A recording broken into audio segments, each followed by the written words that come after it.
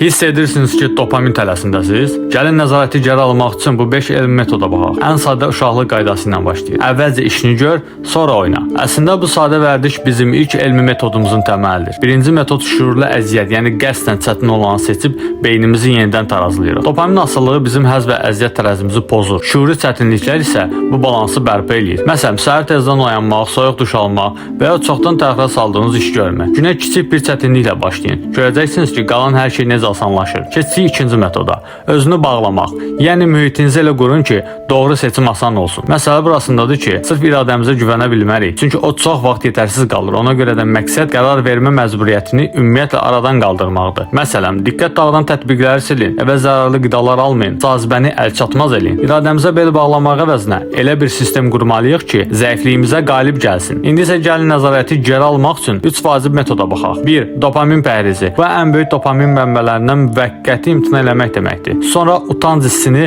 bir kompas kimi istifadə eləmək. Bəzən sosial təzyiq ən yaxşı motivasiyadır. Yəni cəmiyyət içində cazibələrə qarşı dura bilən o insan olmağı seçin. Və sonuncu metod, radikal dürüstlük. Bəlkə də ən sadə amma ən çətin olanı. Biz özümüzü aldatmağa çox meylliyik. Məsələn, stressdən çəkirəm deyib əsl problemi görməzdən gəlirik. Asıllığınızı həyatınıza vurduğu real zərərlə üzləşmək, bax əsl dəyişiklik buradan başlayır. Beləliklə, dopaminlə münasibətinizi idarə etmək üçün 5 elmi metod var.